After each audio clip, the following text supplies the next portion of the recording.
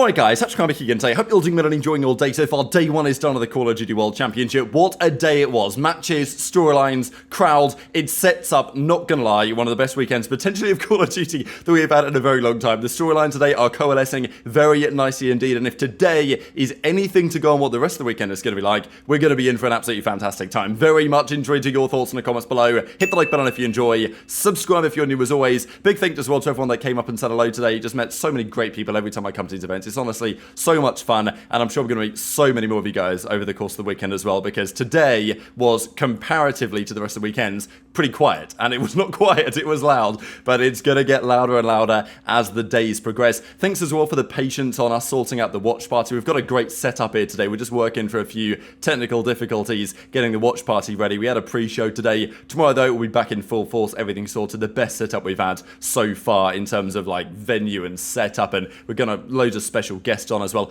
It's going to be a great time. That's over at the Breaking Point YouTube channel tomorrow and beyond. Several things though happened today. We've got to quickly dive into this as well on some of the, well, questions and complications with the event. The challenger stuff is, let's say, leaving something to be desired. But because Los Angeles Guerrillas rejected their invitation to go to the Esports World Cup as an organization, that means 4 teams that are the top 4 at Challengers, finals here in Dallas, they are going to go to the Esports World Cup, and that is a massive deal. Some other issues as well, just because some of the guys in the VIP section that paid more money for their seats than the general admission, honestly, the general admission seats, some of them are genuinely just better, right? Because I know people were saying, oh, maybe you shouldn't complain about this or whatever, but, you know, I definitely thought it was a valid complaint to say that some of these VIP seats are actually the viewers kind of blocked by the boom arms and stuff like this. So, you know, I think in general, it's a phenomenal event. There's probably a couple of hiccups that maybe they can try and figure out over the course of the weekend. The challenger side as well exceeds talking about not getting many frames, but tomorrow that's going to be well underway. And yeah, as I say, the pressure is on, regardless of the circumstances. The teams that adapt best over in the challengers pit, and also the issues for them is that you're playing the event, you can smell the popcorn getting cooked next to you, you can hear the crowd, especially when there's big games on happening. So it's not ideal for the challengers players, but it's probably the best they can realistically do in the venue setup that we have, just based on the way the venue is. So this, however, they could have done a better job of, which was, I saw this yesterday, walking around the venue getting some things prepped up. They did a cool banner thing. They did this back at Anaheim 2019, famously in the CWL days.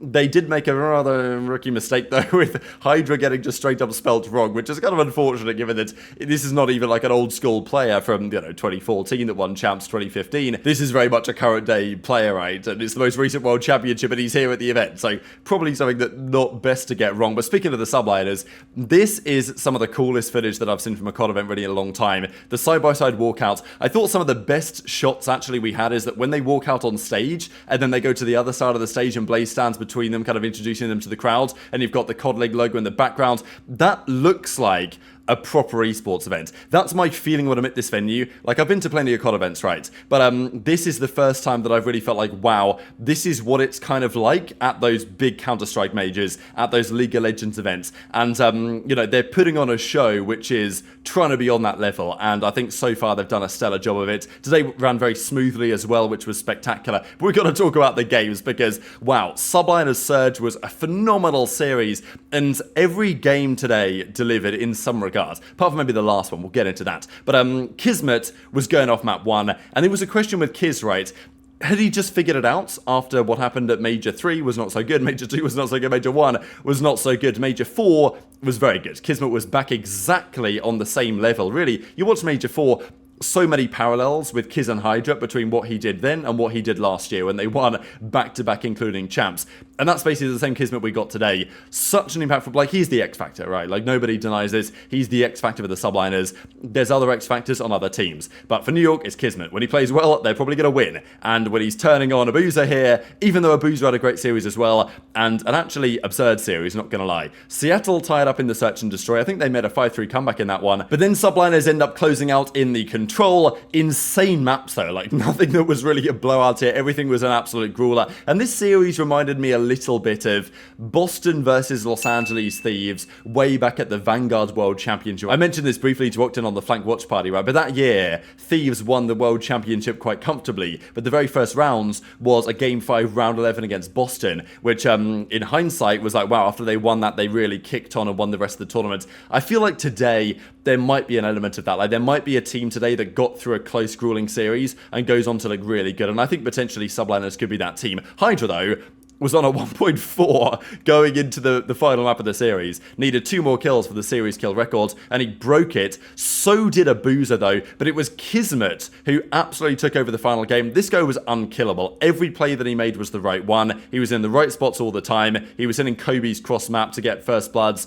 and Surge just, you know, could do no, it was like divine intervention what happened this map 5. Like, Kismet just could do no wrong. Even when he wasted his streak, he got another one with about a couple of minutes, and Surge, for all their hard work, they go down in the end. aBeZy, by the way, 122 kills. What a series from him, and definitely a player that's, look, the rookie of the year. We don't know who it's going to be, but we know that it's already been determined. But I mean, wow, what a performance. Difficult one for 04. Map 1 especially was pretty rough. HyDra, though, a 1.22, but it's Kismet, right? That's the X factor. HyDra's always going to do something like this, but still, you know, you can't overlook the fact that HyDra had 122 kills, and along with aBeZy, broke the kill record this season. That was phenomenal. But Subliners go on, Surge go down to losers.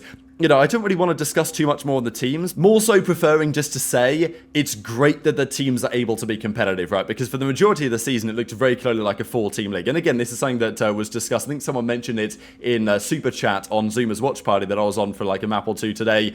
And he said, you know, did Octane ruin the league, right? Because Octane retiring kind of allowed, in some regards, these super teams to be formed. But I look at the league and I say, is this league ruined? I mean, I think it seems on the contrary. We've got 4 teams that today, and maybe, you know, well, 5 teams, or who knows, we'll discuss the Thieves Toronto series in a second, that theoretically could win the entire thing. And then, in addition, you see the fact that the other teams here are very competitive, generally speaking, with the teams they play today. So, I don't think the league's ruined. The league is arguably, right now, as of this present moment, in one of the best spots it's ever been in. And I have no idea who's going to win from now to the end of the event, which is exactly what I want to feel. And Drazah was getting the FU Drazah chance, as he does. This series, again, was a banger. Like, yes, FaZe won, and it was in exactly the way that I'd have expected FaZe to win. Lose the search, win the 3 respawns. But they won the 3 respawns so close, and they did have some good ice here. Miami just not, they will be kicking themselves, Miami, because they'd have really thought they could have won this series. They do win the search and destroy. This is a really nice 1v2 actually here from Lucky as well, where he makes all the right decisions, and in the end he gets the bomb down and wins the 1v1 against Cell. Difficult to win too many 1v1s against Cell, of course it happens, but it happens relatively rarely, and Lucky with a big 1 versus 2 right here. But then FaZe, they won this round 5 offense. This often can be daggerite, these invasion control round 5 offenses, and after they won this one, I was impressed, to be honest, that even it was possible for Miami to keep their head in the game to some degree, but that they did. They lose a very close map 4 again on this Karachi, so it's not like FaZe came through and handled business today comfortably. And if it had gone game 5, like, again, who knows what happens if this series goes 5. Miami are really good at their search and destroy, but it still seems a bit of a weakness of FaZe. But again, as I said with the Subliners, it's quite possible that maybe they start a bit slow FaZe and they really kick it up as the tournament goes on. But I think the results today did not paint a picture in my mind of like, oh, that team is looking deadly, right? They're definitely going to win. Every team today looked vulnerable in their own ways. And sure, Miami lost a close series here in the end, but they've got to keep their head held high to some degree, because the Karachi they arguably should have won as well. They had the rotation over to the P3. Like, there were so many chances. But this was the series of the day in many respects. Thieves versus the Toronto Ultra. They were starting out with some good trash talk as always here. We've got Scrappy on the 6-star, based on the picture yesterday. But on that 6-star, it was GG from Thieves. Now, look, Toronto were not that good back in the most recent major. My feeling was at Champs, they weren't. I don't really think anyone's got Toronto winning, I will say that, certainly not after today. But even going into the weekend, I didn't really see anyone predicting Toronto to win, and I think that's kind of for good reason. As a team, they didn't quite seem to be where they needed to be. And Thieves, I definitely thought that this series... I've said for a long time now, right? And I made this point very clear, that I didn't think Thieves would have the ice to win a series like this. Although I did feel like it would be very competitive and it would go 5. My prediction was Toronto in 5. And I don't think that was a bad call, to be fair, in hindsight. But Thieves clearly have either turned a corner, or it merely is the Dan Ghosty and Inshallah effect. Because, wow, what a player. The funny thing is, after winning game 1, they got slammed in the search 6-0, and if it had gone game 5, who knows. But this was one of the moments here from Dan Ghosty. Like, what an absolutely sensational player. He's in the point, he's got to hold the line, he's in a 1 versus like 5 situation, and the time's about to run out, and Ghosty kills everyone he needs. JoeDeceives is getting hyped, Ghosty makes the play, and that's enough to win them that control single-handedly. Like, what a moment for Ghosty. He was talking trash as well. Like, I saw him, a couple of clips of him saying, oh, it's a Scrap, like, oh, you know, not pipe down exactly, but I think he said step up. He told Scrap to step it up type thing. Like, I'm here, come on, Scrap. Where are you? I'm doing the damage as my team's main AR. What's going on over the other side of the stage?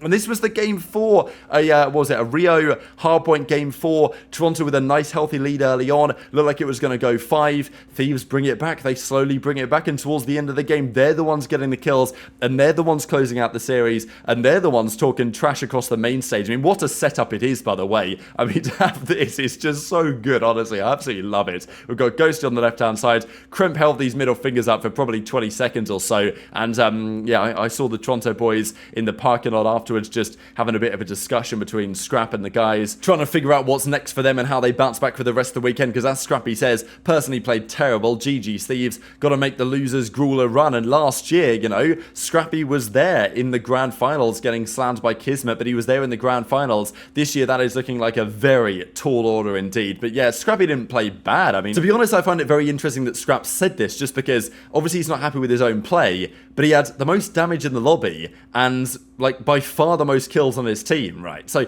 there must be part of that statement from Scrappy that says, yeah, I know I didn't play my best cards, but like, come on, guys. You know what I'm saying? Like, I didn't play well, so what do you think my teammates played like? You know what I'm saying? CleanX with not his best series, which will be a bit of a problem for them, especially losing all 3 respawns. Like, losing all 3 respawns on LAN in this setting is very problematic. And I watched that series today and I thought, yeah, that team is not going to be the same when we come back next season. But, I mean, everyone deserves credit on Thieves, but Ghosty especially, what a player that guy is. But we've got to talk about then the final series of the day. OpTic Texas, they took to the main stage. This is the home event of all home events. You know, they're here just outside Dallas or up in Allen, Texas. It's going to be a packed out venue, OpTic fans everywhere. Like, this is what it's all about. Is this Dashy's time? Formal says Godspeed, brother, earlier in the day. And as things get underway, it weren't looking great, I'm not going to lie. Like, they had a good start to the map 1, but after the first couple of minutes, it starts to fall away. Kenny's basically double negative at this point. Dashy's not doing all that much. The team is losing some time. But as the game goes on, they clutch up. And I thought these were just crucial maps and moments for OpTic Texas here, right? I never thought this series was going to be easy. OpTic were definitely favourite, and I had them winning it today. But looking at the fact that Gorillas were top 3 last event, and OpTic were most certainly not top 3 last event, it was still all up for grabs, all to play for. And Gorillas are going to be a competitive force in a series like this, as are Surge, as are Thieves, as are, of course, we saw with Miami Heretics earlier in the day. But this was impressive from OpTic, closing this out as they did, turning up on the second rotation. Certainly, you know, Kenny had a big bounce back in this one. Dash had a pretty big bounce back, but it was the Shotzzy Pred duo. And on LAN, in front of a crowd in this setting, that is where I expect them to be better, right? Like, I think Major 4 with no fans, Pred is a player who's been under the spotlight. He's a player that plays his best in front of a crowd when there's pressure on, and that's how he generally performs his best. And you see that with the energy he brought today. And that's when he's going to play well, right? They also bring their Search and Destroy loss streak to an end. This was the crucial one, though, because after the first couple of rounds of the Search and Destroy, it wasn't looking that good, right? Because, you know, Kenny had like 0-3 or something. Dashy was like 0-3. Shotzzy had a big 1v2 to even get them back into the game. But then they settled down, right? And I think it's a good sign for OpTic, because Gorillas are good at high-rise Search. And OpTic screw up with them on it. They play them on high-rise Search. They beat them on high-rise Search. It's going to be a massive confidence booster for OpTic, I'm sure, going into the rest of the weekend. And then, of course, they're always going to win that Karachi control. So OpTic came through today, and despite every other top team having their struggles beating their opposition, OpTic just straight up 3-0'd the Los Angeles Gorillas. And they will play the Los Angeles Thieves in the very next round. And that is a banger. It's Kenny versus his former team. It's Ghosty versus his former team as well, let's not forget. And look at the Pred and Shotzzy duo here, right? 1.35 for Pred, 1.46 for Shotzzy, 66 kills, 67 kills. That's what we need to see for OpTic if they're going to make the run. And I've said this to lots of people at the venue over the last couple of days. Like, look, this tournament is going to be unbelievable, especially if OpTic can make a serious deep run in this tournament, and they are well on their way to doing exactly that. So I'm very much intrigued to your thoughts on all of this stuff in the comment section below. Hit the like button if you enjoyed. Subscribe if you're new. Take care, and I'll see you next time.